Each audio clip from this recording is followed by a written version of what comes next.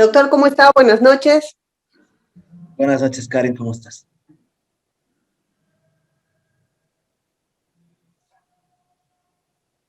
Silvia dice presente. Muy bien. Entonces, vamos a empezar la clase de hoy eh, con un aspecto importante que es necesario compartir para absolver una de las preguntas que se hizo en la anterior clase al finalizar, ¿no? Si es que el contribuyente podría ir directamente al recurso o a la demanda judicial, ¿no? Y antes del recurso de alzada. Entonces, para eso es necesario ver este esquema que nos va a ayudar a aclarar lo que es el tema de las impugnaciones. ¿Ya? Entonces, veamos. Ante el acto administrativo de carácter particular que emite la Administración Tributaria, este acto administrativo que establezca sanción o deuda en contra del contribuyente o que de alguna manera le perjudique al contribuyente en algún interés legítimo que tenga, por ejemplo, una solicitud de prescripción rechazada, una solicitud de acción de repetición rechazada, una solicitud de rectificatoria de declaración jurada rechazada, una solicitud de exención de un impuesto específico rechazado. Entonces, todos esos actos administrativos que emite la Administración Tributaria, el contribuyente, no, siempre y cuando sean definitivos, el contribuyente tiene la posibilidad de impugnar y reclamar. Y para aquello, bueno, pues tiene dos vías de impugnación, ¿no? En primer lugar está el recurso de alzada y el posterior recurso jerárquico, ¿no? El contribuyente tiene un plazo de 20 días para poder impugnar el recurso de alzada y el recurso jerárquico y, o paralelamente, bueno, tiene la opción de interponer demanda contencioso tributaria, ¿no? Tiene estas dos opciones el contribuyente, o bien interponer recurso de alzada o bien interponer demanda contencioso tributaria, ¿no? Obviamente cada uno de los dos tiene particularidades diferentes, pero son las opciones que tiene el contribuyente. Si el contribuyente elige interponer recurso de alzada, entonces está renunciando a la demanda contencioso tributaria. Y viceversa, si el contribuyente interpone demanda contencioso tributaria, estaría renunciando al recurso de alzada, ¿no? Ahora bien, ¿cuándo viene el contencioso administrativo? ¿No? El recurso de alzada y el recurso jerárquico están a cargo de la autoridad de impugnación tributaria.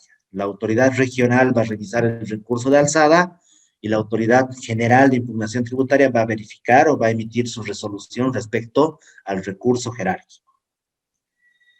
Una vez emitido el recurso, perdón, la resolución de recurso jerárquico, ¿no? Esa decisión, esa resolución, bueno, pues uno de los dos sujetos de la relación jurídico-tributaria, es decir, el Estado o el contribuyente, pudo haber obtenido el fallo desfavorable, es decir, pudo haber perdido, ¿no?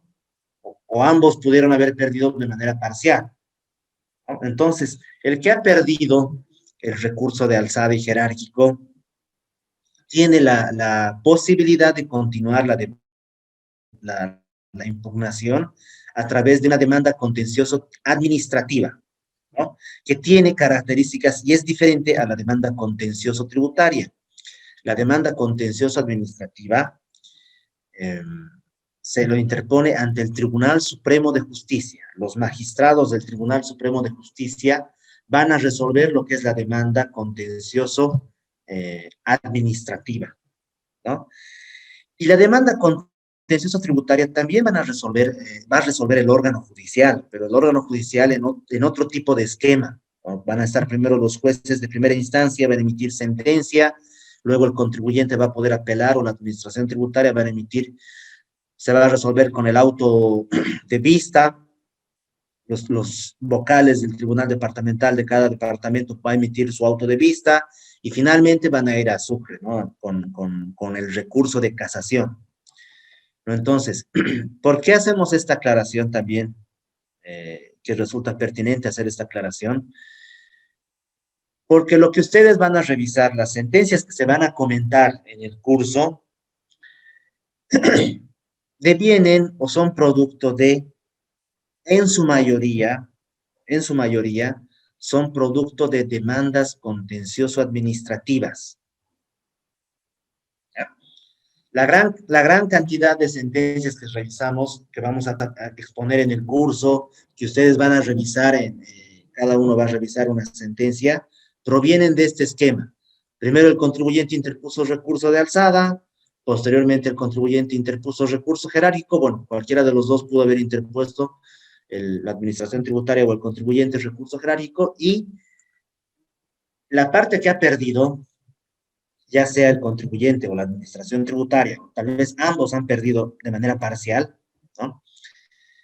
Por ejemplo, la resolución determinativa establecía un monto de deuda de 100.000 bolivianos, ¿no? El contribuyente quería que se revoque totalmente la deuda, cero, pero la Autoridad General de Impugnación Tributaria decidió revocar parcialmente, es decir, se redujo un porcentaje de la deuda, ¿no? Ambos perdieron, perdió el contribuyente porque quería deuda cero y perdió la administración tributaria, ¿por qué? Porque quería que se confirme toda la deuda, ¿no? Entonces, los dos estarían en la posibilidad de interponer demanda contenciosa administrativa y la sentencia que emite el Tribunal Supremo de Justicia es la que va a tener la última palabra respecto a la controversia, ¿no? El Tribunal Supremo de Justicia va a revisar si la resolución de recursos jerárquicos, es decir, si la actuación de la autoridad de impugnación tributaria fue correcta o no fue correcta. ¿Quién tiene la calidad de intérprete de la normativa tributaria? O sea, ¿quién es el máximo intérprete de la normativa tributaria? ¿No?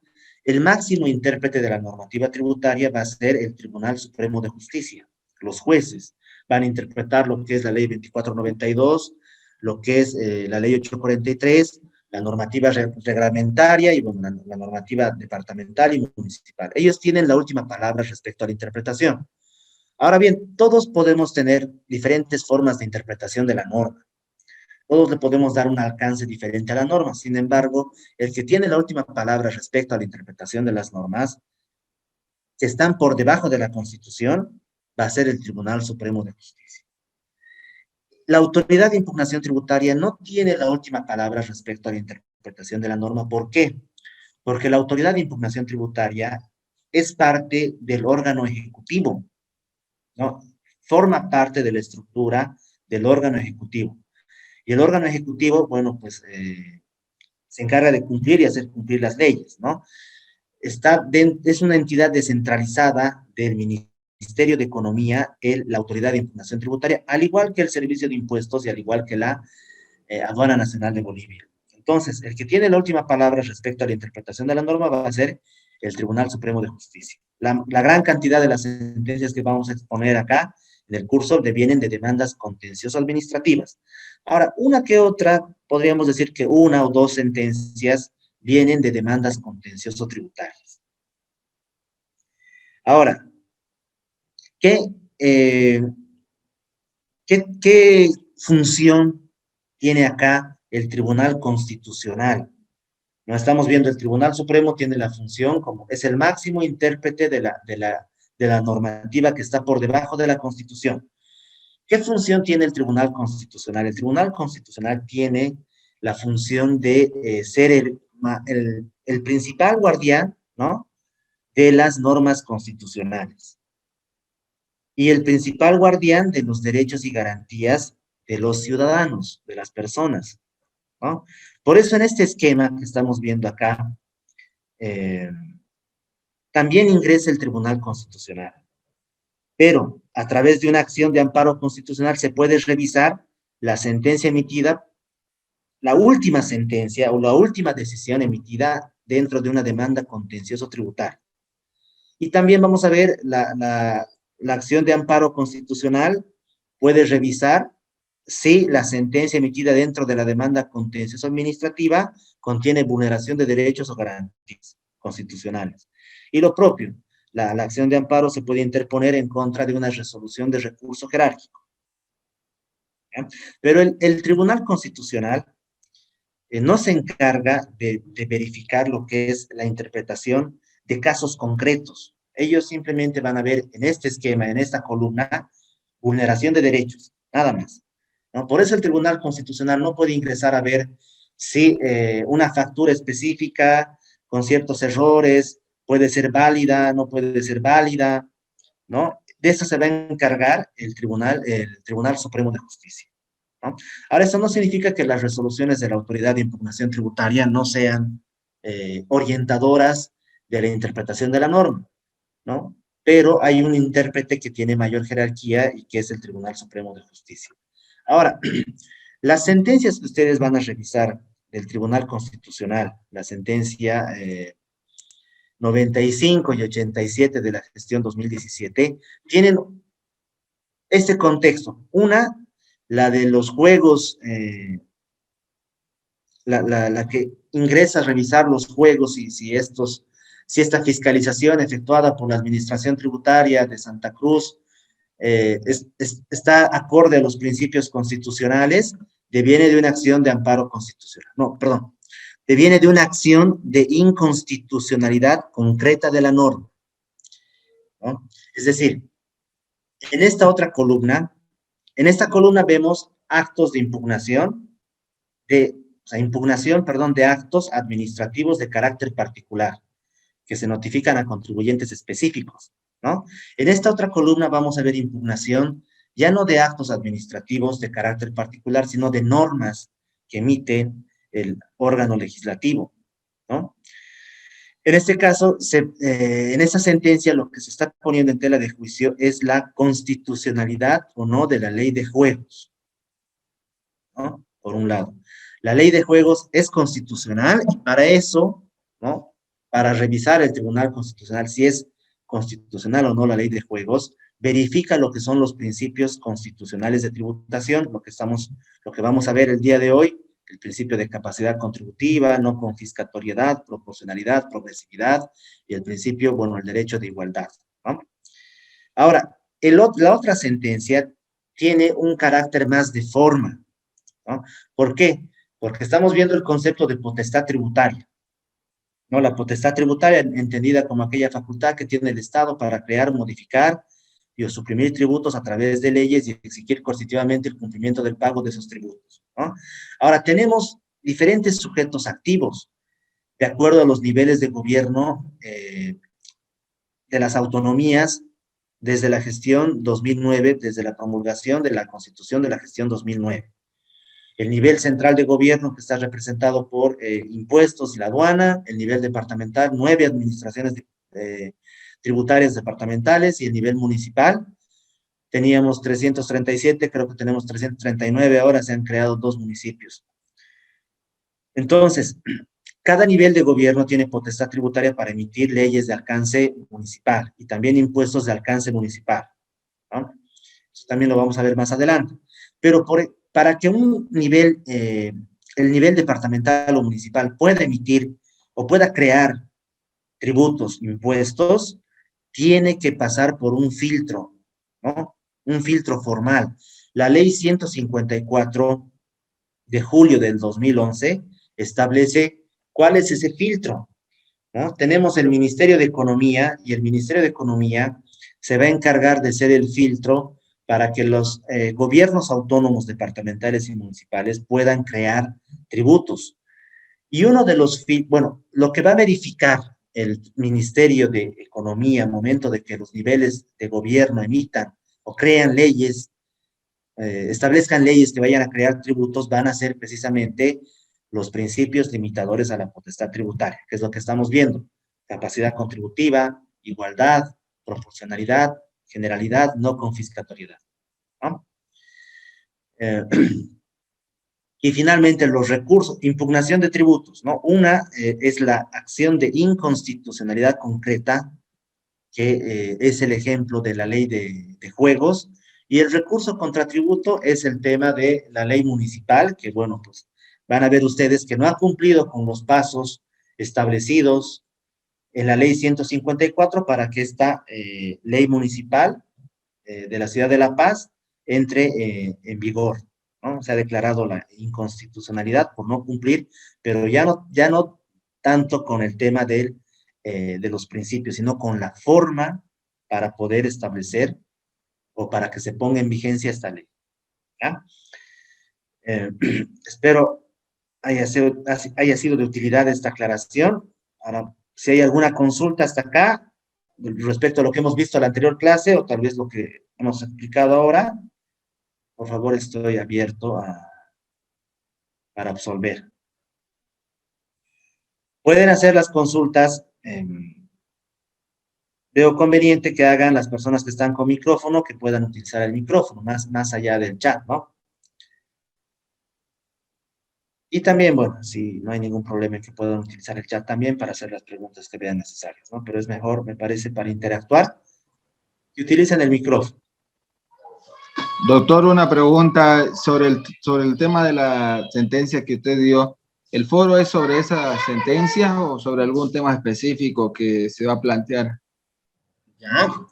Tenemos, por esquema de la fundación, tenemos 4 foros, 2 foros esta semana y 2 foros la siguiente semana, ¿no?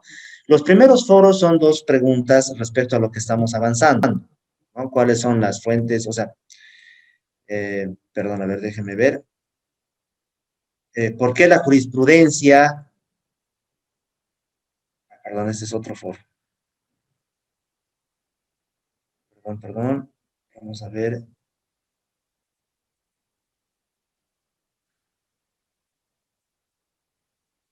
¿Por qué la Constitución Política del Estado es la principal fuente del derecho tributario? ¿No? Que lo hemos explicado en la anterior clase.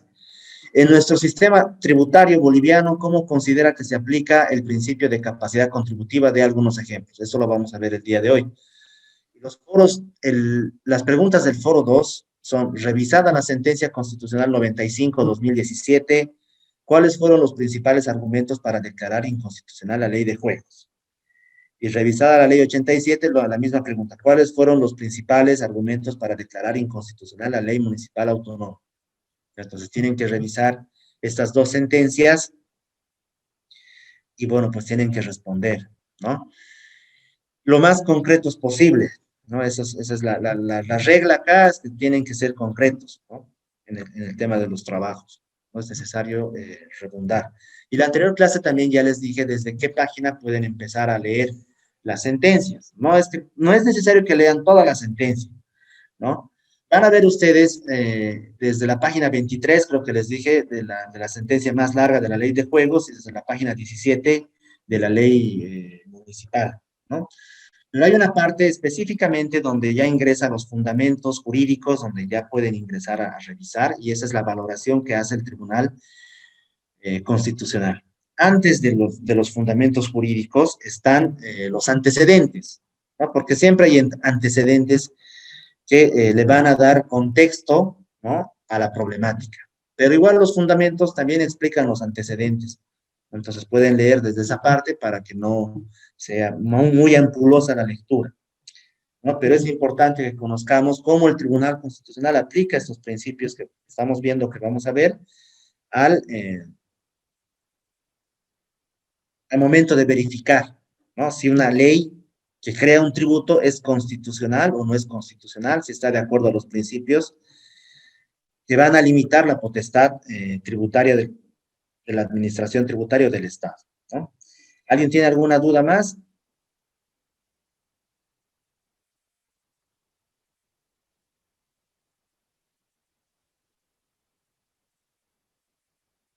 Muy bien, entonces veamos.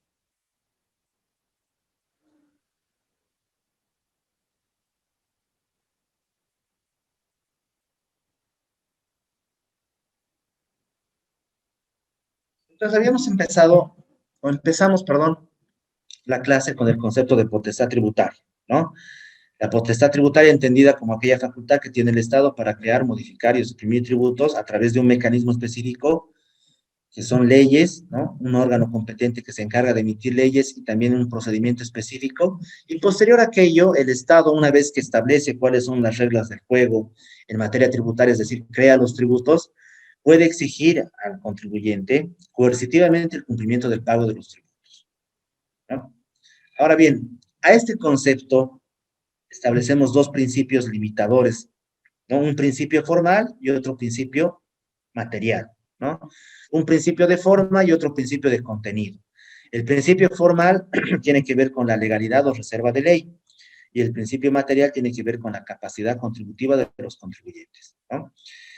El principio de legalidad o reserva de ley lo podemos resumir de la siguiente forma, ¿no? En un aforismo: no hay tributo sin ley previa que lo establezca, ¿no? Y a partir de un procedimiento legislativo establecido. En el Código Tributario, ¿no? Podemos revisar, podemos ver. ¿Alguien está con su Código Tributario? Por favor, ¿me podría ayudar?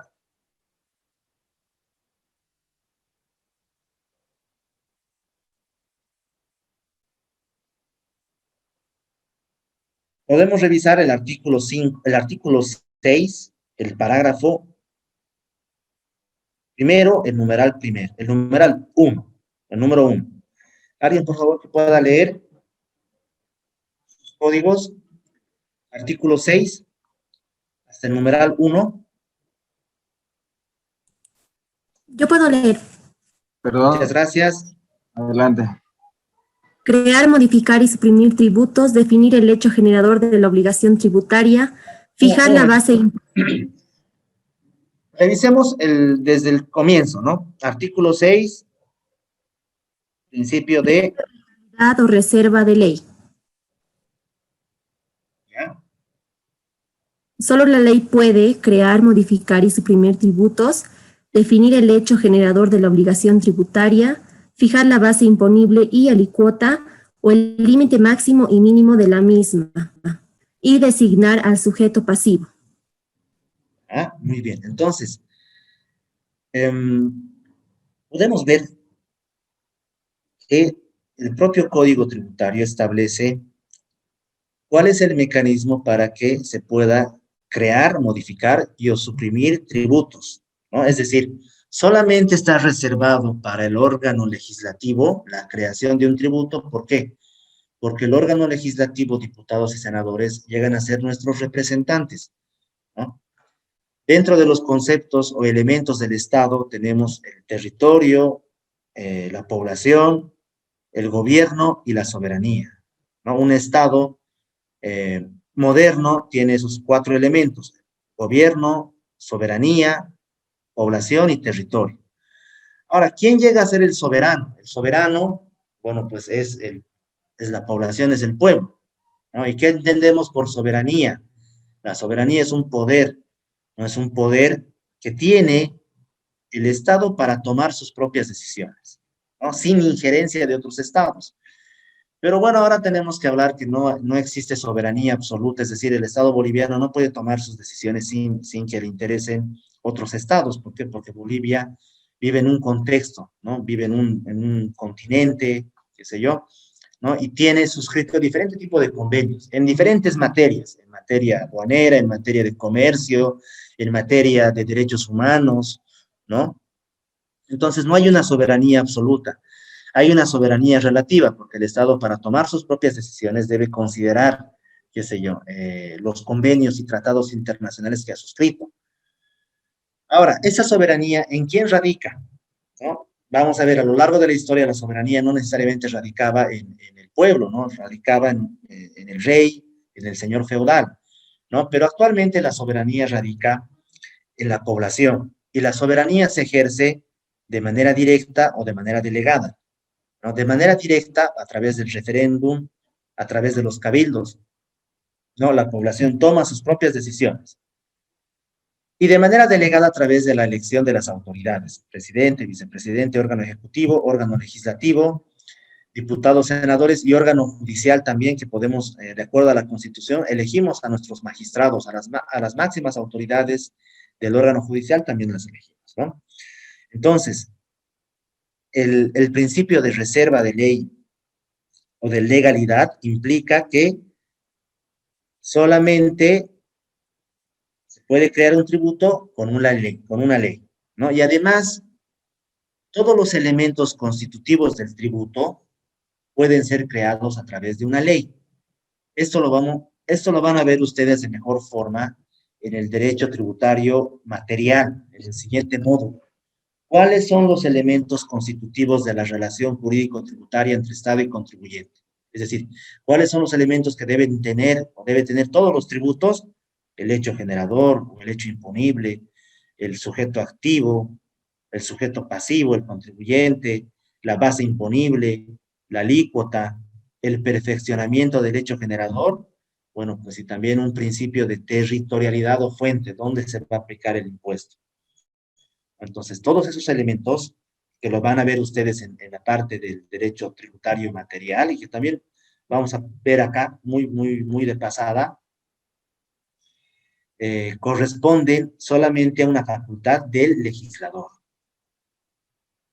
Ahora, entonces, el artículo 6 del Código Tributario establece, ¿no? No hay tributo sin ley previa. Y además establece que todos los elementos constitutivos del tributo, nuevamente, hecho generador, sujeto pasivo, base imponible, alícuota, el perfeccionamiento del hecho generador y el elemento territorial, ¿dónde se va a aplicar? ¿No? Se aplican a través, o se establecen a través de una ley, no de un reglamento, no de un decreto supremo. Ahora, este principio, no hay tributo sin ley previa que lo establezca, se puede desglosar también, o el principio de legalidad se puede desglosar a través de otros dos principios que le van a complementar, ¿no? En primer lugar, el principio de sometimiento pleno a la ley y el principio de control judicial. Ahora, estos principios, ¿dónde están establecidos? El principio de legalidad o de reserva de ley está en el Código Tributario, en el artículo que acabamos de leer. El principio de sometimiento pleno a la ley y el principio de control judicial están establecidos en la Ley de Procedimiento Administrativo, ¿no? Entonces, también debemos conocer lo que es la Ley del Procedimiento Administrativo para interpretar correctamente las facultades de la administración pública, ¿no? Y el artículo 74 o 64 del Código Tributario, el 74, establece, ¿no? Ante el vacío normativo, debemos aplicar, o se puede aplicar, lo que es la Ley del Procedimiento Administrativo. Y en la Ley del Procedimiento Administrativo se encuentran en el artículo 4 estos principios, entre otros, ¿no? El principio de sometimiento pleno a la ley y el principio de control judicial. Es decir, toda la actividad administrativa, toda la actividad del órgano ejecutivo debe estar en cumplimiento estricto de la ley, ¿no? El órgano o la administración tributaria, servicio de impuestos, aduana y administración tributaria departamental y municipal, no pueden actuar de manera arbitraria, es decir, solamente pueden aplicar lo que está establecido en la norma, ¿no? No pueden inventarse procedimientos. Por ejemplo, habíamos visto que para las medidas coactivas, cuando el Estado le solicita al contribuyente de manera coercitiva que le pague el tributo a través de medidas, ¿no? Retención de cuentas, hipotecas, embargos, ¿no? Por ejemplo, no hay la medida de arraigo por deudas tributarias actualmente. Entonces, el Estado no podría establecer, la administración tributaria no podría establecer arraigo por el no pago de tributos, ¿no? Eso ya llegaría a ser una arbitrariedad en el pago, no, perdón, en la ejecución de las medidas coactivas, ¿no? Se estaría vulnerando lo que es el principio de sometimiento pleno a la ley. Ahora, por otro lado, otro ejemplo que les podría dar, y que es tal vez es recurrente, ¿no? El Código Tributario establece, creo que el artículo 54, que no se puede rechazar ningún pago efectuado por los contribuyentes, ¿no? El Estado está en la obligación de recibir cualquier pago que realice el contribuyente respecto a las obligaciones tributarias que tiene. Pero les pongo en el caso de La Paz, ¿no? Yo tenía un cliente y mi cliente me dice, bueno, yo tengo un bien inmueble y tengo deudas de impuestos de varias gestiones, pónganle 10 años.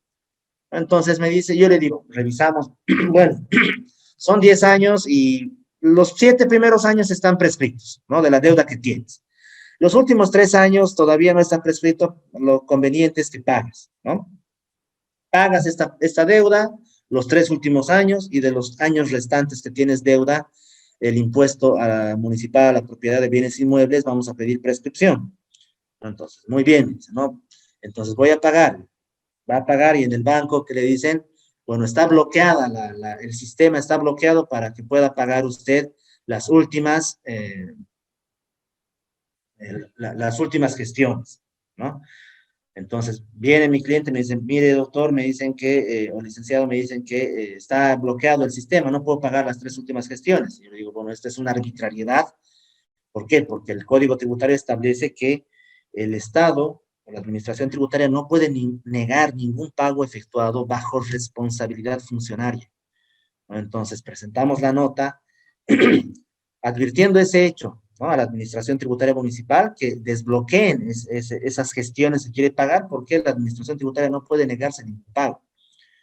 Entonces, tenemos que conocer obviamente la norma para poder aplicar este principio y estar atentos que la Administración Tributaria no vaya a establecer procedimientos o establecer prohibiciones, ¿no?, o limitaciones que no están establecidas en la ley, ¿no? Por un lado. A ver, tengo acá una pregunta. Una consulta, dice Querubín. Ante la ausencia de ley, ¿se puede acudir a la jurisprudencia? Dice, ¿no? Bueno, para la jurisprudencia como tal, hay 2 criterios acá. Cuando vemos las fuentes del derecho tributario en el artículo 5 del Código Tributario, no vamos a ver, por ejemplo, la jurisprudencia, ¿no? O sea, la jurisprudencia no está como fuente del derecho tributario. Pero, siguiendo una lógica de ¿qué es la fuente del derecho tributario? La Constitución, ¿no? La Constitución Política del Estado es fuente del derecho tributario. ¿Quién es el máximo intérprete de la Constitución? El Tribunal Constitucional Plurinacional. Los fallos que emite el Tribunal Constitucional Plurinacional, de acuerdo al Código Procesal Constitucional y la propia Constitución, sí son fuente del derecho tributario. Es decir, la interpretación del Tribunal Constitucional sí llega a ser fuente del derecho tributario. Entonces, el tribunal, en determinadas circunstancias, el Tribunal Constitucional sí puede llenar los vacíos normativos, o sí puede darle un entendimiento ante una situación que no esté regulada, o tal vez está regulado, pero en la interpretación puede dar diferente tipo de criterios en su interpretación, ¿no? Ahora, ¿qué pasa con la jurisprudencia o con los fallos que emite el Tribunal Supremo de Justicia, ¿no? Y bueno, para aclarar y para uniformar los criterios, ¿qué es la jurisprudencia? ¿No? La jurisprudencia son los fallos que emiten 2 o más fallos uniformes, es decir, que resuelven de la misma forma una controversia, emitidos por nuestras altas autoridades judiciales. Tenemos el Tribunal Constitucional como máximo intérprete de la Constitución y tenemos el Tribunal Supremo como máximo intérprete de la norma que está por debajo de la Constitución, ¿no? Ahora, las leyes son fuente del derecho tributario, ¿no?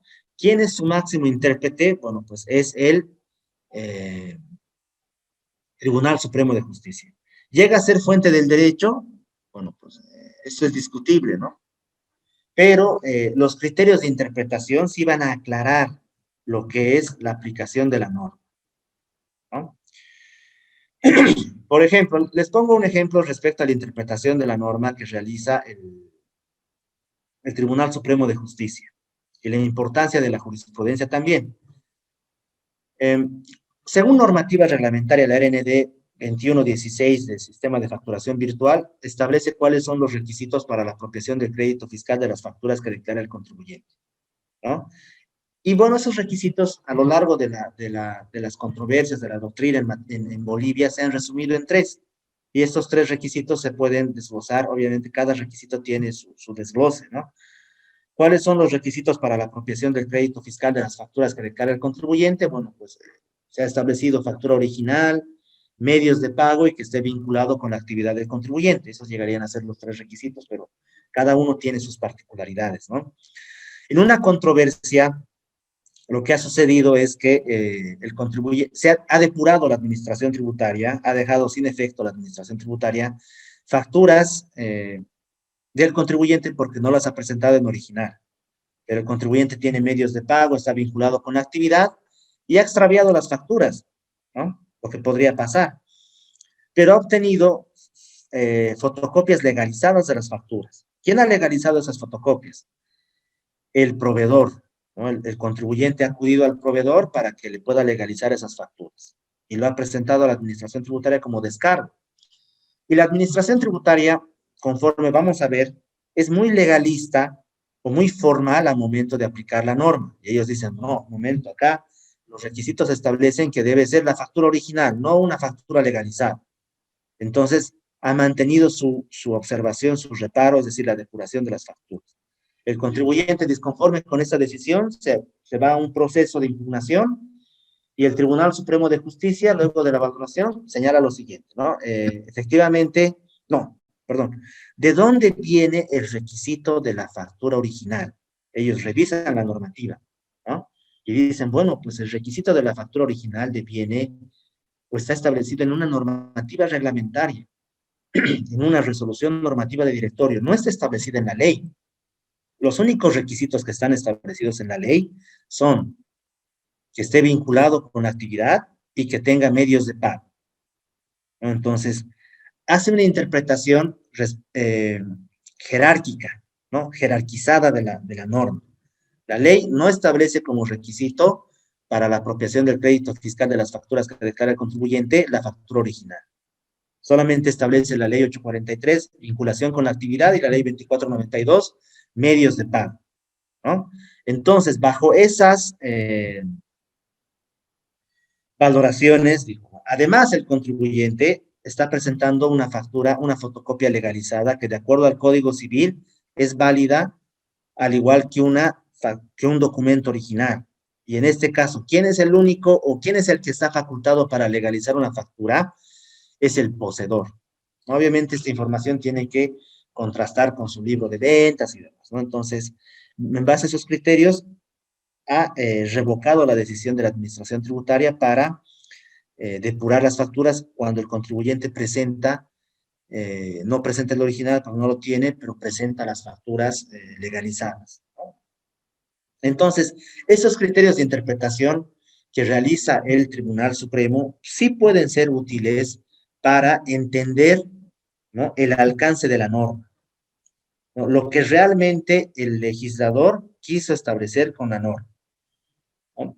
Y de acuerdo al sistema de jerarquías que tenemos, la normativa reglamentaria no puede añadir más requisitos de los que están establecidos en la norma, no en la ley, ¿no? Entonces, eso también es importante.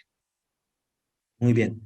Continuamos. El principio de sometimiento pleno a la ley, la administración tributaria tiene la obligación de cumplir todo lo que está establecido en la norma, ¿no?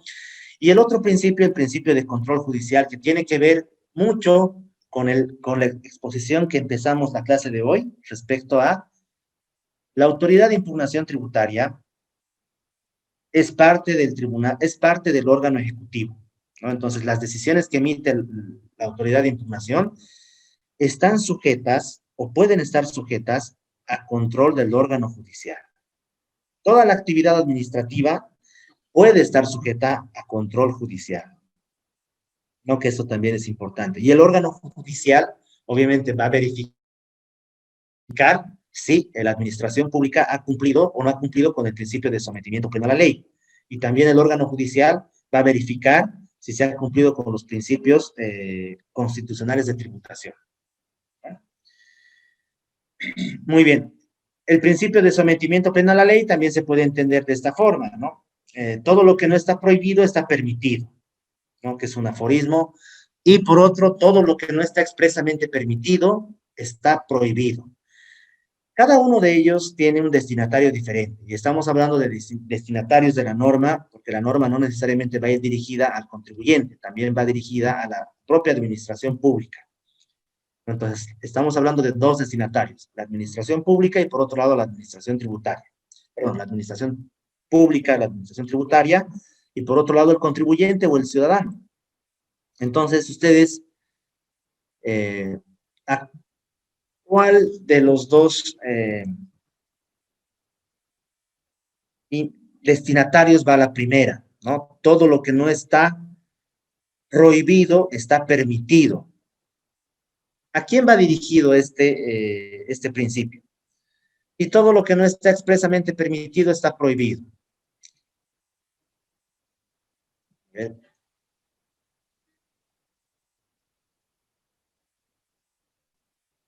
¿Quién quiere conversar conmigo, participar?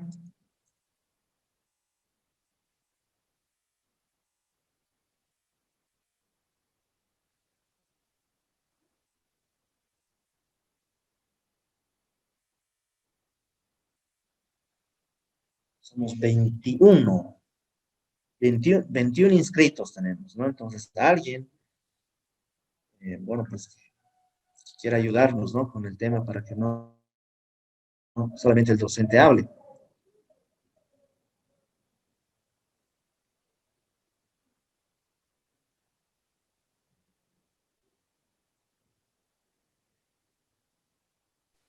Preguntemos a la compañera Mildred Sharon, que está atenta con nosotros. Licenciada Mildred.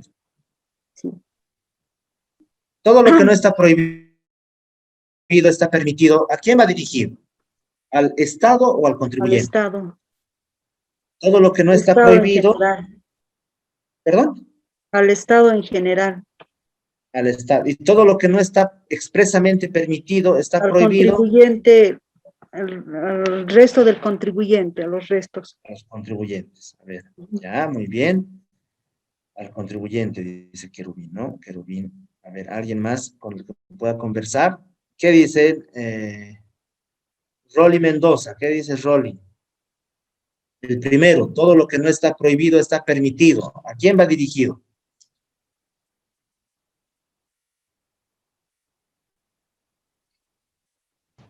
Está dirigido al contribuyente.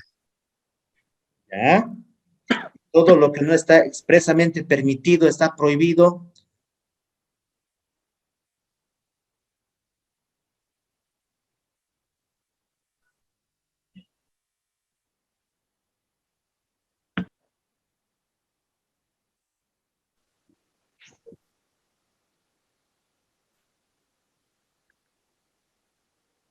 Bueno, pues tendríamos que entender es para el Estado, ¿no? Y efectivamente es así, ¿no? Todo lo que no está prohibido está permitido, está dirigido al contribuyente o al ciudadano, ¿no? Porque si no está prohibido, es decir, que no se está limitando la actuación del ciudadano, en este caso del contribuyente, entonces puede realizarlo, ¿no? Por ejemplo, si no está prohibido actualmente o no está regulado repartir comida o qué sé yo, productos a través de deliveries o a través de drones, podríamos decir, entonces, si no está prohibido, entonces se puede hacer, ¿no? Y el otro aforismo, todo lo que no está expresamente permitido, está prohibido, tiene un destinatario que va a ser él o la administración pública, la administración tributaria. Es decir, todo tiene que estar expresamente establecido en la ley. Y si no está expresamente establecido, está prohibido para la administración pública. Son diferentes destinatarios. Muy bien. Ahora veamos el tema para cerrar el tema del principio de legalidad o fuente, vemos algunos antecedentes históricos. ¿Por qué? Porque el principio de legalidad o reserva de ley, ¿no? Es una conquista histórica, ¿no? Y tenemos estos antecedentes que establecen de dónde proviene este principio, ¿no? Que a la fecha es muy común, efectivamente, en todos los estados modernos, no se puede establecer tributos sin la representación del pueblo, sin la autorización de la representación del pueblo, ¿no? Pero no necesariamente fue así a lo largo de la historia, ¿no? Entonces, antes, en la Edad Media, podríamos dirigirnos, ¿no? El que establecía los tributos era el rey, ¿no? O el señor feudal, ¿no? Una vez caída el Imperio Romano, ¿no? Ingresando a la Edad Media, el que tenía la facultad para poder establecer tributos, ¿no? Era el enviado divino, ¿no? Es decir, el rey. El señor feudal o el rey era el que tenía la facultad de poder establecer o crear lo que son tributos, ¿no? Y podría crear tributos en función a las necesidades que tenga, qué sé yo, su reino, ¿no? O su territorio, su terreno. ¿No? Pero no necesariamente estos tributos, bueno, en realidad no eran, la regla tampoco, la regla no era que estos tributos vayan a ser utilizados para el bienestar de la población, ¿no? Entonces, él establecía tributos en función a sus caprichos. Quería extender más su territorio, ¿no? Y para extender más su territorio, obviamente necesitaba fortalecer su ejército. Y para fortalecer su ejército requería de más tributos, ¿no? Entonces, obviamente la población, ¿no? Los vasallos, podríamos decir, a lo largo del tiempo han ido poniendo límites al ejercicio abusivo del rey en el establecimiento de tributos, ¿no? Entonces, primero ellos dijeron, no, no puedes establecer tributos sin que exista una autorización por parte de la población, ¿no? Entonces, de eso devienen, de esta parte de no establecer tributos a capricho del rey, ¿no? Diferentes antecedentes. Por ejemplo, la petición de derechos de 1628, la ley de derechos de 1689, y tenemos un antecedente anterior que es la Carta Magna de 1215, ¿no? Que en todos estos hechos históricos son reclamos que establecen la población, el pueblo, respecto a la imposición de tributos, ¿no? La Carta Magna, ¿no? Entendida como el antecedente de la Constitución Política del Estado.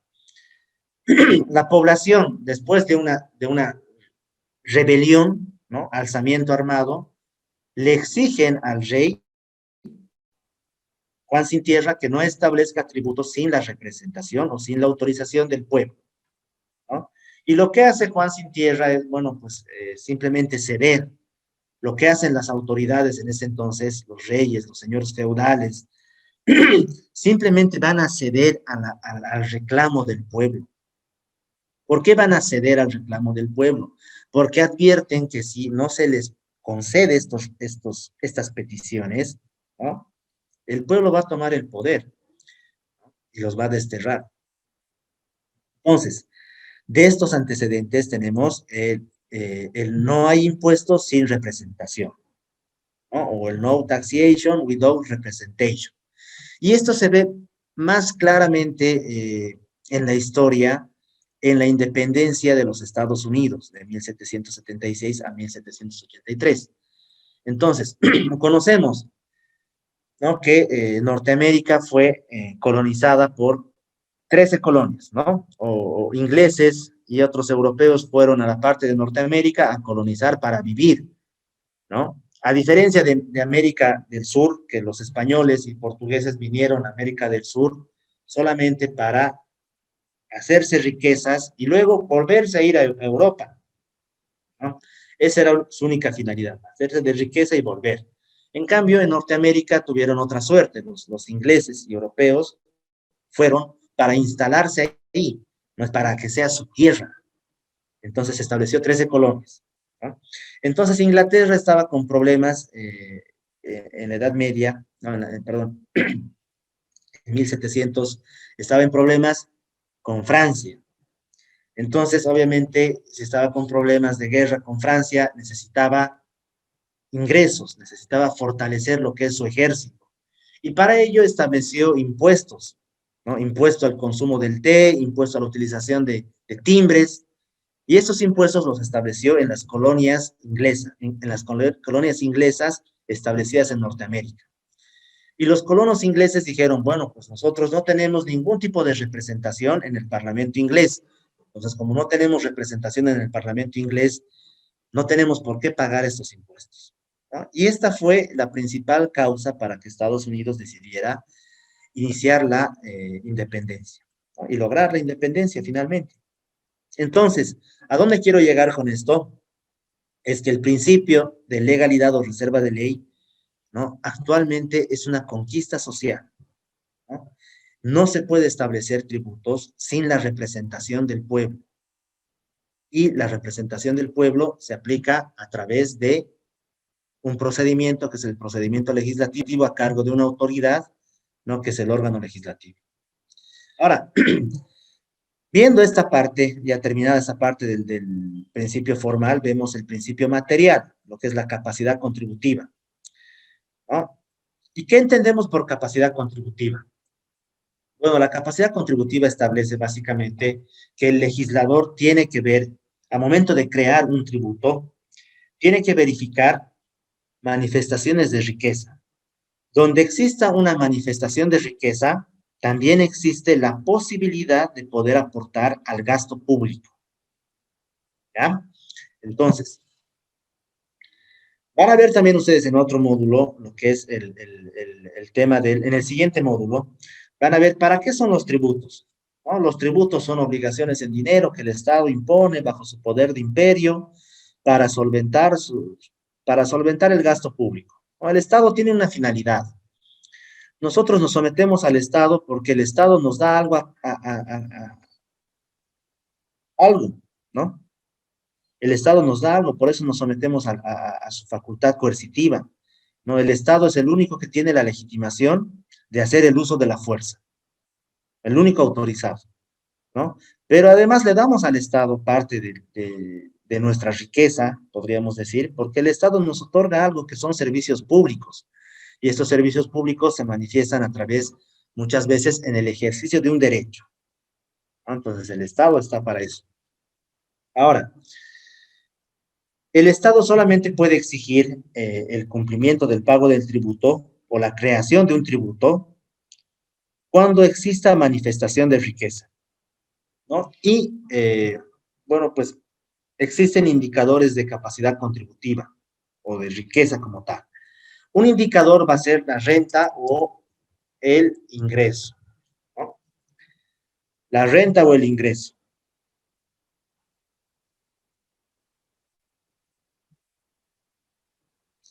Ahora, ¿cuáles son, como ejemplo, ¿no?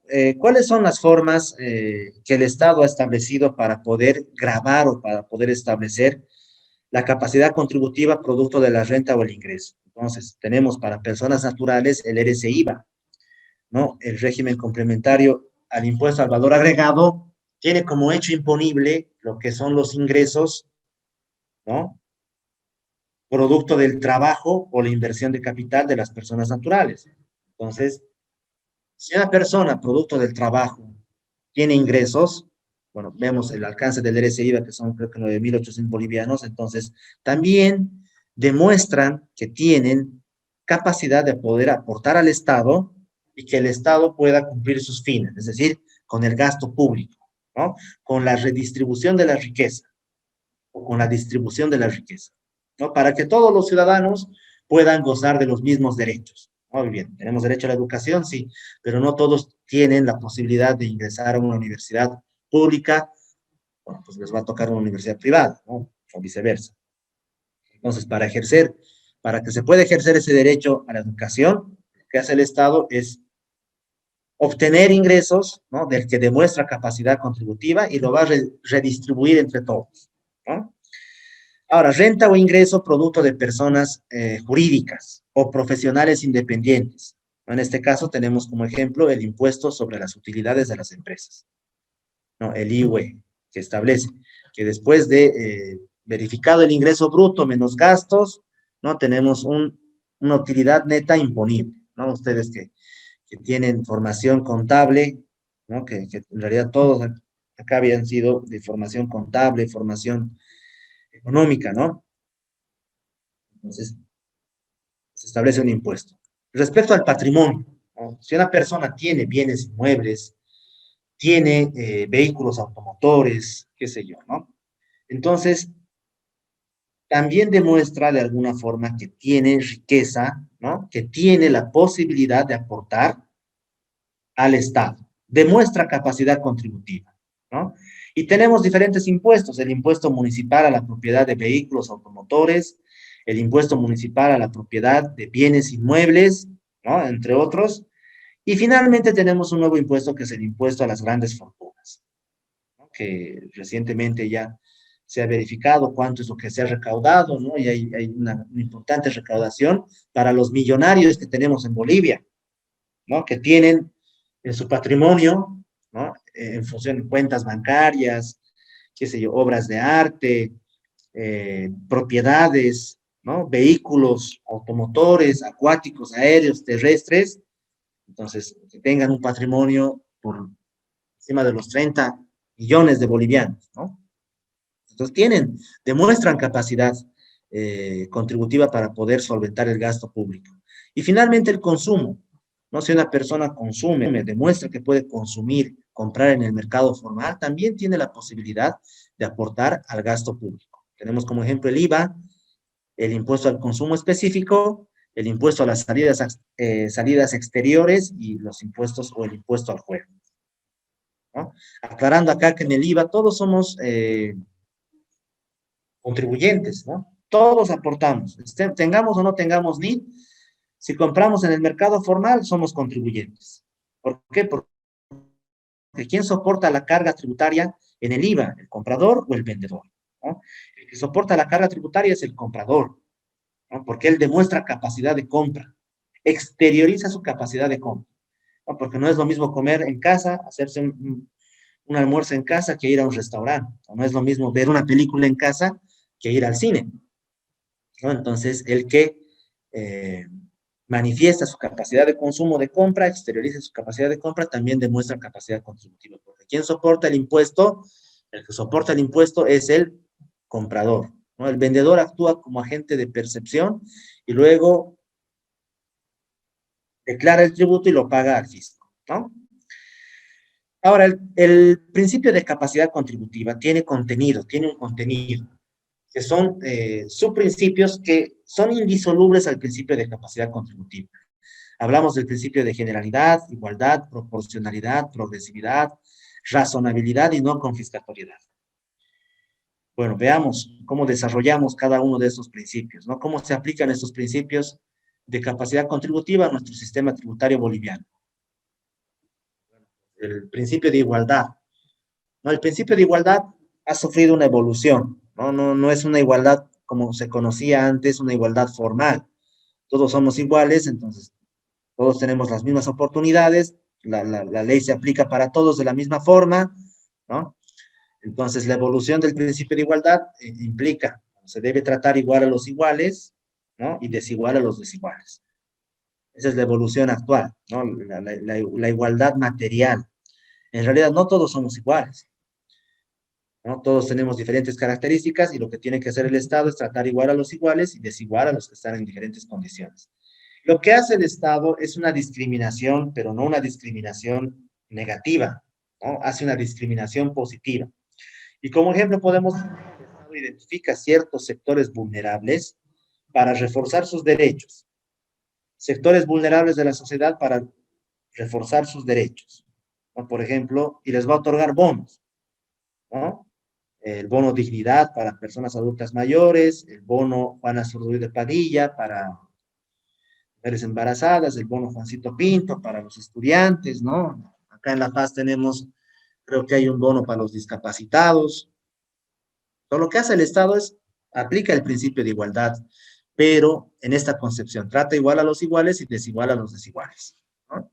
Y a los desiguales, obviamente, les va a hacer una discriminación, pero positiva, ¿no? Para reforzar sus derechos o para otorgarles mayores beneficios que a otras personas que están en mejores condiciones. En el ámbito tributario tenemos algo similar, ¿no? No todos los contribuyentes son iguales, ¿no? Se debe tratar igual a los contribuyentes que están en la misma capacidad económica contributiva y se debe tratar de diferente forma a aquellos contribuyentes que tienen menor capacidad. Entonces, podríamos ver en nuestro sistema tributario que tenemos dos regímenes, ¿no? El régimen general y los regímenes especiales. En el régimen general están los contribuyentes que se consideran pricos, gracos y resto, ¿no? Y en los regímenes especiales tenemos tres regímenes especiales: el régimen agropecuario unificado, el régimen del sistema integrado y el régimen simplificado, ¿no? Entonces, esto tiene una base, obviamente, que es el principio de igualdad. En el régimen general, las obligaciones tributarias de los contribuyentes son mayores, ¿no? Ellos emiten factura, tienen la obligación de tener su documentación contable, estados financieros, libro de compras y ventas y demás, ¿no? Prico, graco, resto. Prico son los principales contribuyentes, ¿no? De acuerdo a la normativa reglamentaria, tenemos 100 PRICOS, ¿no? Principales contribuyentes, y esos están en La Paz, Cochabamba, Santa Cruz. La gerencia Graco La Paz, la gerencia Graco Cochabamba, la gerencia Graco Santa Cruz se encarga de controlar el cumplimiento de las obligaciones tributarias de los contribuyentes PRICO, ¿no? Y los contribuyentes PRICO son del 1 al 100 en volumen a sus ventas, ¿no? En volumen a su importancia tributaria, en función a la tributación que aportan, ¿no? Se van a considerar PRICO. Tenemos después del 101 al 2100, ¿no? Contribuyentes GRACO, que son los grandes contribuyentes, ¿no? También en función del volumen de ventas y demás. Esos contribuyentes se recategorizan de manera anual, ¿no? Un contribuyente PRICO, la gestión 2020 puede pasar a ser, la gestión 2021 puede llegar a ser GRACO, y la gestión 2023, 22, producto de la pandemia, puede llegar a ser resto, es decir, ha disminuido sus ventas.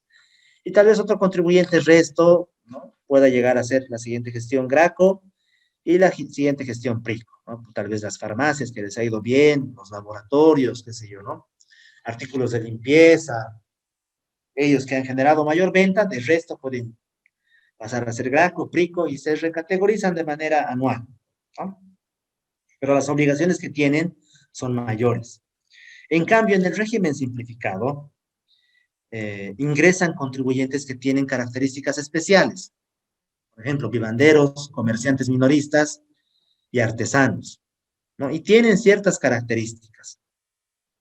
A ver, permíteme, voy a ver acá. Bueno, esto podemos verlo para ver un momentito lo que es el régimen simplificado, ¿no?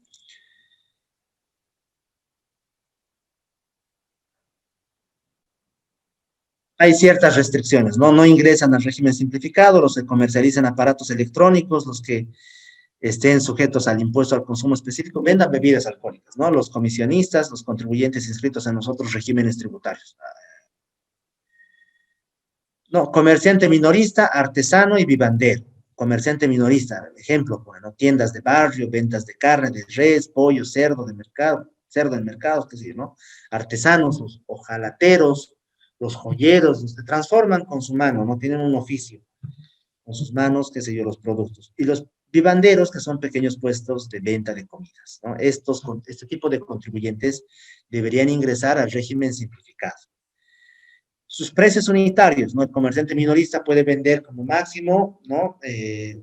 Sus precios de sus productos, 480, artesanos 640, vivanderos 148. Las ventas anuales, ¿no? 130, bueno, actualmente son 184,000 para ingresar al régimen simplificado. Si tienen unas ventas mayores, ya les corresponde el régimen general. ¿Y cuál es el mínimo que deben tener en patrimonio? Bueno, pues es 12,000 bolivianos, ¿no? Acá están. Hay categorías, del 1 al 6, ¿no? De 12,000 a 15,000 pagan un monto, es bimensual, no tienen obligación de emitir factura, ¿no? Hasta 37 a 60,000, ¿no? Entonces, esos contribuyentes demuestran menor capacidad contributiva. Entonces, por eso les corresponde el régimen simplificado. Ahora, acá la pregunta es, ¿qué pasa con los contribuyentes que tienen un monto menor a 12,000 bolivianos? Bueno, pues, ya no demuestran capacidad contributiva. Pueden ser vivanderos, pueden ser comerciantes minoristas o pueden ser artesanos.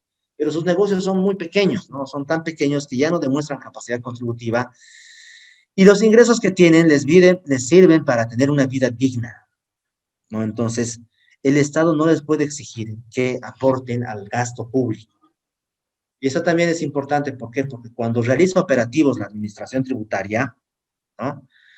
En ocasiones exige a todos los contribuyentes que estén inscritos, por lo menos en el régimen simplificado, cuando esto no es correcto, cuando esto vulnera lo que es el principio de legalidad también, ¿no? Porque puede haber contribuyentes que tengan un pequeño puesto de ventas, ¿no? Que su patrimonio no llegue a ser ni 12,000 bolivianos. Entonces, ellos no tienen la obligación de estar inscritos en ningún régimen.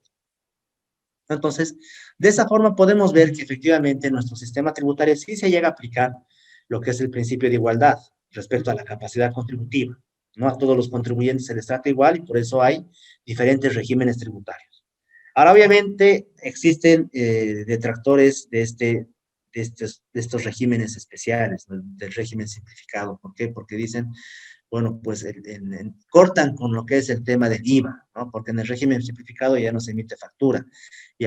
A los contribuyentes del régimen simplificado no les interesa tener factura. ¿Por qué? Porque no tienen débito fiscal, ¿no? Y esto también el régimen simplificado hace más daño que bien. ¿Por qué? Porque promueve lo que es el mercado informal, lo que es el contrabando, ¿no? Entonces también hay otra posición respecto a estos regímenes, ¿no? Pero, por ejemplo, yo tengo entendido que en Argentina también hay este régimen, ¿no? Y me imagino que en toda América Latina, porque América Latina, por lo que hemos podido ver de acuerdo a la pandemia, ¿no? Rige más el mercado informal, ¿no? Rige más el mercado informal. Por eso nos han establecido tantas restricciones en América Latina, en determinados países, ¿no? Muy bien, la proporcionalidad, la progresividad en el tema de impuestos, ¿no? La proporcionalidad, mientras mayor, los impuestos tienen que ser proporcionales y progresivos. A mayor ingreso, mayor carga tributaria, mayor capacidad contributiva, ¿no? Respecto a la progresividad, lo propio. El esquema de los impuestos, ¿no? Hay dos circunstancias específicas o dos actividades económicas específicas en las que se llega a aplicar de mejor manera el principio de progresividad y proporcionalidad, ¿no? Denominado también surtax en inglés, ¿no? Impuesto sobre impuesto. A entidades financieras y la actividad minera, que están sujetas obviamente al pago del IUE, ¿no? Y obviamente cuando ellos llegan a una utilidad establecida, ¿no? Se les va a aplicar, además del 25% de la utilidad, una alícuota adicional. Entonces vemos que también se aplica, ¿no? En este principio de progresividad a dos entidades o dos actividades económicas, ¿no? A mayor ingreso, mayor carga tributaria, ¿no? La generalidad del tema de los impuestos, que tiene que ver también con el tema de la igualdad, ¿no? Los impuestos se aplican a la generalidad de las personas. No debiera existir beneficios, ¿no? O privilegios en la aplicación de los impuestos. Muy bien. Efectivamente, ¿no? Cualquier contribuyente o cualquier persona que perfeccione el hecho generador de un tributo, ¿no? Que materialice lo que es el supuesto de hecho de un tributo, está en la obligación de pagar. Pero, bueno, hay determinadas circunstancias en las cuales el Estado le va a otorgar exenciones tributarias al contribuyente, ¿no? Y la exención es una dispensa, un perdón, una disculpa al contribuyente que, pese a perfeccionar el hecho generador de un tributo, no está en la obligación de pagar, ¿no? Y tenemos diferentes ejemplos, y las exenciones tributarias también cumplen con el principio de legalidad o reserva de ley. Es decir, las exenciones solamente se pueden aplicar, se pueden establecer a través de leyes. Tenemos como ejemplo los artistas nacionales que difunden arte y cultura nacional en lugares establecidos, bueno, pues gozan de una exención del IVA, del IT y del IUE, ¿no? Las empresas industriales establecidas o instauradas en la ciudad del Alto, la ciudad más joven de Bolivia, gozan de la exención del impuesto sobre las utilidades de las empresas, del IUE, por un lapso de 10 años. Por ejemplo, los beneméritos de la Guerra del Chaco, en el caso de La Paz, ¿no? Hay una ley municipal que establece que van a estar exentos del pago del impuesto a la propiedad de bienes inmuebles, también sus esposas, ¿no? Las fundaciones, las entidades no lucrativas, las entidades del Estado también están exentas del pago del impuesto municipal a la propiedad de bienes inmuebles. Entonces, las exenciones no rompen con el principio de generalidad del pago de impuestos, porque hay cierta justificación, ya sea política, ya sea, bueno, no, económica, social, ¿no? En cambio, hay otros sectores que sí podrían llegar a romper lo que es el principio de generalidad en el caso de los cocaneros, aunque ellos demuestran capacidad contributiva, sí, ¿no? Pero ¿por qué no están sujetos al pago de impuestos? Por vender productos que deberían estar dentro del régimen general en el IVA, ¿no? Bueno, pues esto ya es un tema político, ¿no? Pero también nos sirve de ejemplo para ver, no es lo mismo que una exención, ¿no? Simplemente no están dentro de, pero por una situación política. Y finalmente el principio de no confiscatoriedad, que tiene que ver con el derecho a la propiedad, ¿no? El principio de no confiscatoriedad. O sea, todos somos propietarios, bueno, no todos, en realidad los contribuyentes, las personas, pueden llegar a ser propietarias de bienes inmuebles, de patrimonio, ¿no? Pero no necesariamente el patrimonio y los bienes inmuebles van a ser considerados como propiedad. También nuestro dinero es de nuestra propiedad, ¿no? Es decir, lo que tenemos, ¿no? Es decir, los impuestos no pueden llegar a ser confiscatorios del patrimonio del contribuyente. No deben incidir en el patrimonio del contribuyente, ¿no?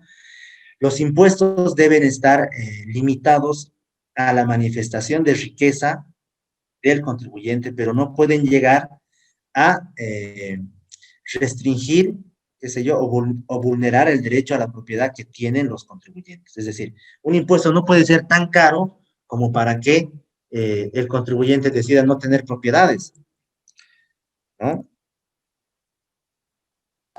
Doctor, aprovechando este punto, lo que usted acaba de decir, ¿qué relación tiene eso con el impuesto a la grande fortuna? ¿Ya? Muy bien, entonces, nuevamente, los indicadores de capacidad contributiva establecen, ¿no? Renta o ingreso, patrimonio o consumo. Muy bien, será contrario a los principios de capacidad contributiva, a los principios limitadores a la potestad tributaria, este nuevo impuesto, impuesto a las grandes fortunas, y bueno, pues es un impuesto nuevo, ¿no? Yo considero sinceramente que no llegaría a vulnerar el principio de capacidad contributiva. Pero hay ciertas circunstancias que nos llaman la atención respecto a este impuesto, ¿no? Primero, identifica la ley que son contribuyentes que tengan un patrimonio mayor a 30 millones de bolivianos, ¿no? Y esta capacidad o este patrimonio se demuestra a través de diferentes circunstancias, ¿no? Ser propietario de bienes inmuebles, ser propietario de vehículos automotores, y bueno, sabemos también que un millonario con 30 millones va a tener bienes suntuosos, ¿no? Es decir, propiedades extensas, ¿no? Infraestructuras también caras, vehículos de lujo, ¿no?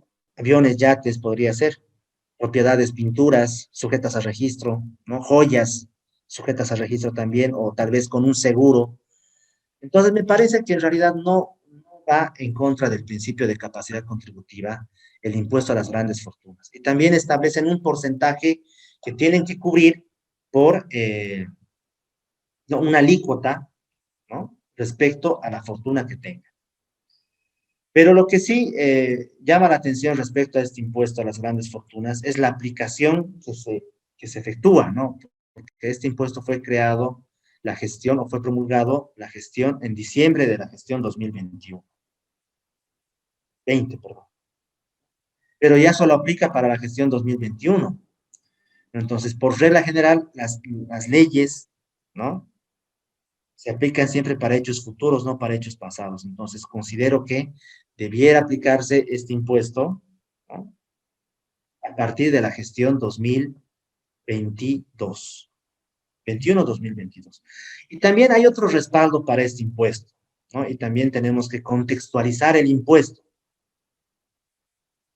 Contextualizamos el impuesto porque estamos en una situación crítica, ¿no? El Estado requiere de mayores ingresos ante la emergencia sanitaria, ¿no? Ante gastos extraordinarios, ¿no? El Estado también requiere de ingresos extraordinarios. No sabemos cuánto tiempo llegue a durar este impuesto, ¿no? Si bien actualmente está en vigencia, eso no significa que cuando la economía emerja, ¿no? No se vaya a derogar este impuesto, ¿no? Hay un artículo interesante en BBC Mundo que establece los impuestos de emergencia, ¿no? Cuando se está en guerra, por ejemplo, también O sea, hay gastos extraordinarios, también se puede establecer impuestos o ingresos extraordinarios a través de impuestos. Y este impuesto a las grandes fortunas también están en otros países. Tengo entendido que está en Argentina y creo que en Chile, ¿no? O en Uruguay, ¿no? En 2 países más tenemos en América Latina este impuesto a las grandes fortunas. Entonces, representa una facultad o una situación confiscatoria del Estado establecer un impuesto a aquellos millonarios.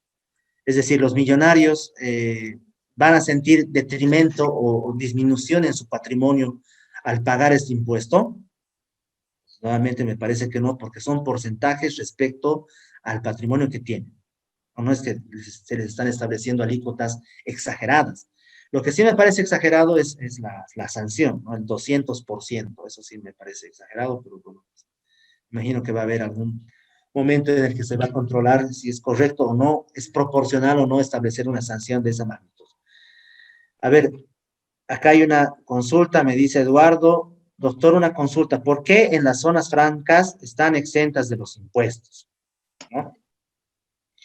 Bueno, yo debo confesar algo. Yo soy especialista en materia tributaria, pero del servicio de impuestos, no en materia aduanera. Entonces, no sabría responder la pregunta. La otra, la ley 366 está catalogado dentro de las generalidades exenciones. A ver, la ley 366, mil disculpas, no conozco las leyes de memoria, números de leyes. ¿Qué tipo de ley es la ley 366? Y para Eduardo también, si es que pudiera explicarnos un poco para ver el tema de las zonas francas, ¿no? Son territorios, ¿no? Tengo entendido que son territorios, tenemos 3 zonas francas, creo, Ando y tasa cero, venta de libros, a ver, dentro, no, tasa cero no es una exención. Es un terreno donde donde están exentos de impuestos, me parece que están, que se llama, que pueden facturar con tasa cero, me parece que es, y también que puedes venderlo ya sin ser grabado impuesto, como dice tasa cero, pero ya dentro del territorio. ¿Sí? Por eso dicen zona franca, que sí puedes hacer actividad comercial. O también, y la misma, la persona que tiene esa actividad también puede tener otra actividad secundaria, pero ya dentro, ya con el respectivo de código de comercio tributario. Pero el de la tasa cero dentro de la zona franca, sí, mucha gente aprovecha a comprar ahí, donde puedan hacer transacciones. Especialmente lo compran las movilidades para poder nacionalizarlo. Ya, a ver, Creo esto que me aclaremos. parece que es. Aclaremos esta parte con ustedes. Y vamos a aclarar también porque yo tengo la duda. Zona franca no tiene nada que ver con tasa cero.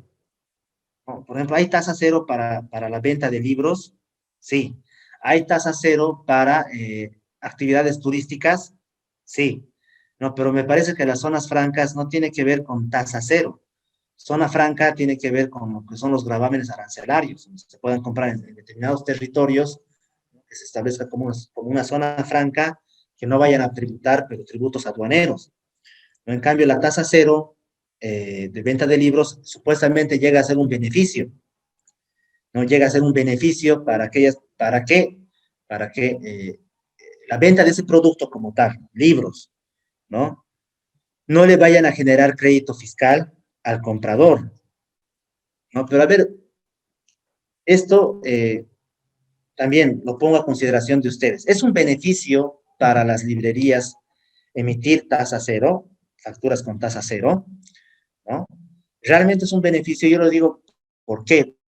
Porque también las librerías, si están bajo el beneficio de tasa cero, no pueden apropiarse de ningún tipo de crédito fiscal, ¿no? Por ejemplo, yo les digo, yo publiqué unos textos, ¿no? Jurisprudencia tributaria. Muy bien. Quiero beneficiarme con tasa cero. Quiero vender mis libros, si las personas que me pidan, emitir factura y bajo tasa cero. ¿No? Muy bien, pero tengo que renunciar al crédito fiscal producto de la creación del libro. Es decir, ¿cuánto he invertido para crear o para poder publicar mi texto? Pongámosle unos 40,000 bolivianos, ¿no?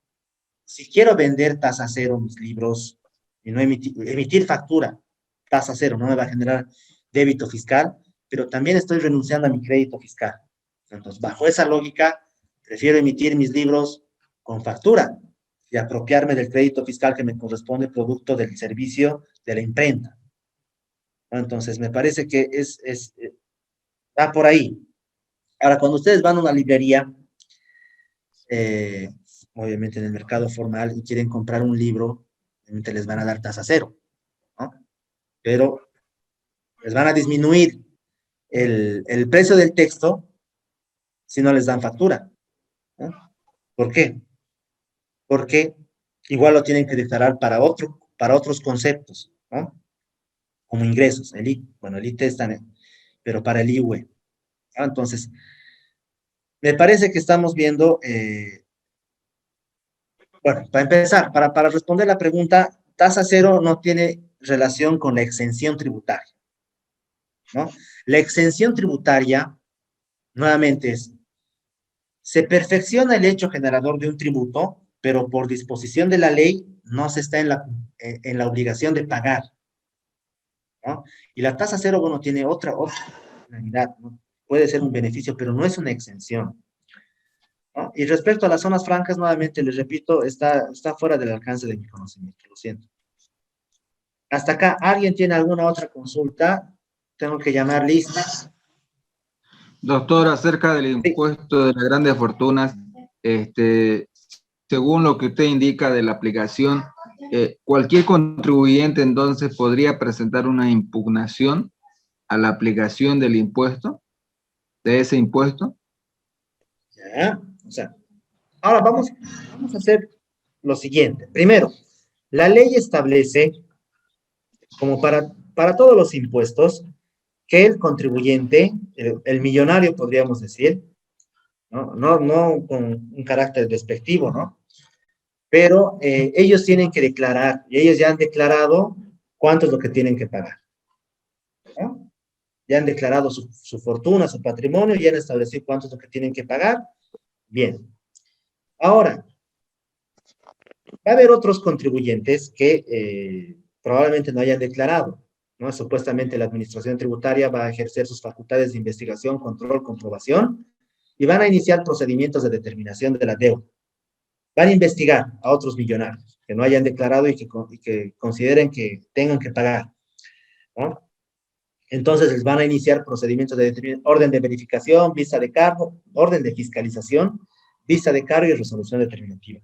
En esas circunstancias, el contribuyente va a poder interponer una acción de inconstitucionalidad concreta, ¿no? Podría ser ante el Tribunal Constitucional para ver si la ley a las grandes fortunas es constitucional o no es constitucional. Nuevamente, desde mi perspectiva, el impuesto a las grandes fortunas es constitucional, ¿no? Porque estamos en una circunstancia que amerita obtener ingresos. Y además que se les está estableciendo, estamos dentro de los indicadores de capacidad contributiva, ¿no? Renta o ingreso, patrimonio y consumo, el patrimonio. Ahora, podría ser, por otro lado, que al momento de fiscalizar, la administración tributaria esté incrementando la deuda, ¿no? Y tal vez esté considerando patrimonio que no está dentro dentro de la riqueza de las personas naturales, porque también debemos contextualizar que el impuesto a las grandes fortunas no está establecido para empresas, ¿no? Ni para ningún bien que sea utilizado para producir utilidad. Solamente es para personas naturales, ¿no? Personas naturales, no para empresas, no para bienes de empresas que producen utilidades, que eso sí no se podría gravar, ¿no? Porque ya está grabado por otros impuestos. Entonces,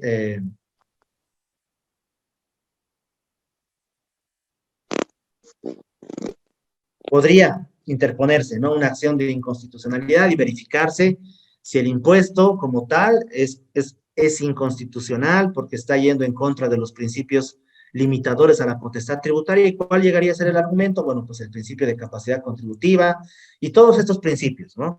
Para declarar inconstitucional el impuesto a las grandes fortunas, tiene que verificarse los principios limitadores a la potestad tributaria. El principio de legalidad, bueno, pues fue emitido a través de una ley, no hay ningún problema, pero se va a empezar a verificar el principio de capacidad contributiva, generalidad, igualdad, proporcionalidad, progresividad, razonabilidad y no confiscatoriedad. En función a estos principios tendría que verificar el Tribunal Constitucional si es o no constitucional este impuesto, ¿no?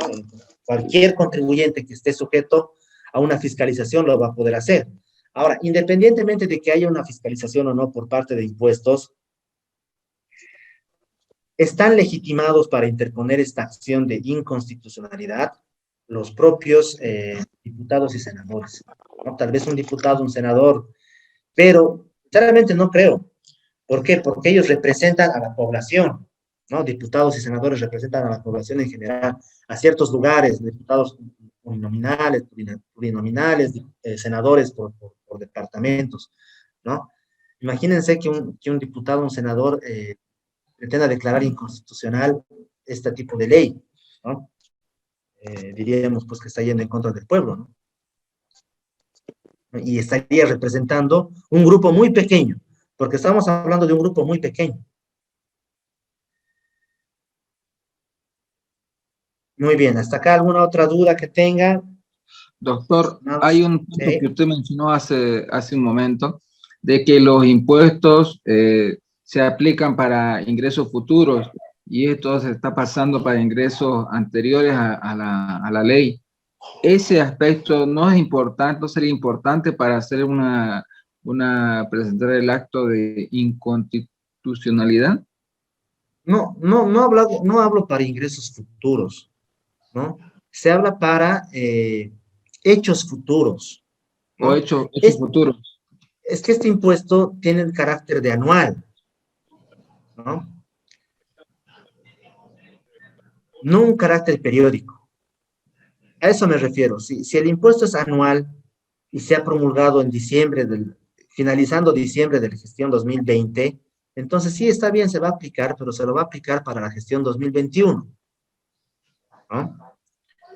Y recién la gestión 2022, bueno, pues se podría cobrar el impuesto, no para ingresos futuros. Entonces tendríamos que esperar qué sé yo, que las personas lleguen a ser millonarias, ¿no? O que lleguen a tener 30 millones. Me parece que no es el espíritu de la ley, ¿no?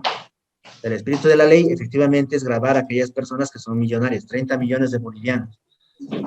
Está bien, o sea, no hay ninguna discusión respecto a eso, me parece, ¿no?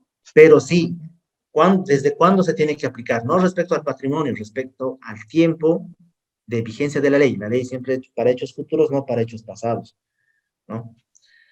A eso se refiere. Bien, tengo acá una lista. ¿Alguien más tiene alguna consulta?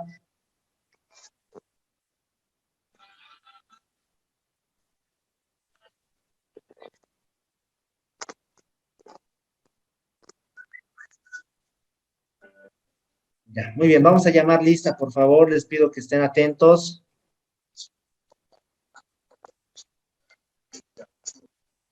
Está Alvis Alurralde, Sí, presente, doctor.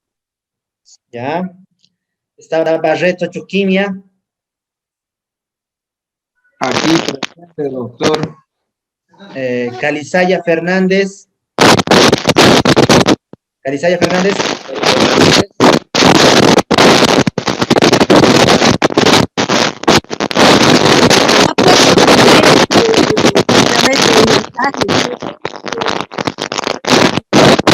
Alguien está con su micrófono prendido. A ver, está Calizaya, Cireli Garrido. Calizaya Fernández Alberto, ¿está? Está. Sí, él ha dicho presente a través del mensaje. Bueno, estamos llamando lista ahora, ¿no? Por favor, para la siguiente, esperemos llamar lista. Choque Yujra Zulema. Presente. Chuquimia Pinedo. Presente, licenciado. García Núñez. Presente. Garrido Roca. Presente. Lema. Bueno, perdón, Bude, Rosa. Guardia. ¿Ya? Lema Irusta. Presente. Maldonado Flores, Mildred. Presente, doctor. Mendoza Flores.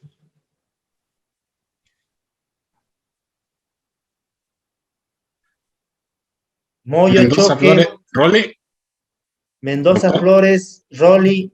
presente. Moyo Choque Lourdes. Presente, doctor.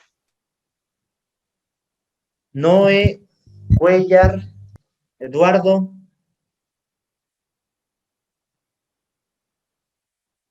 No está.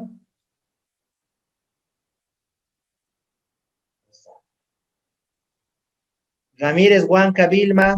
Presente. ¿Ya? Caña, Segovia, Carminia. Presente. Muy bien. Rivero Muyuro. Querubín. Presente. Presente. Ya. Rodríguez Huanca, ¿está bien? Rodríguez Huanca Miriam. Presente. Salces Paravicini. Presente, doctor. Sonco Patiño. Cristina. Presente, doctor. Tamayo Gómez Franz.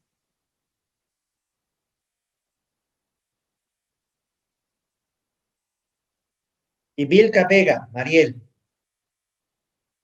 Presente. ¿Vilca Vega está? Sí, presente. Ya, está un poco bajo su. Tamayo Gómez está.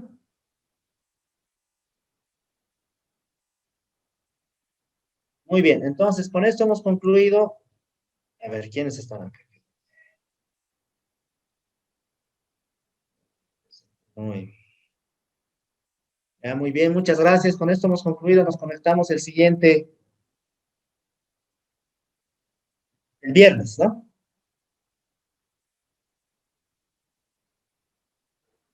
Hasta luego. Chao, chao.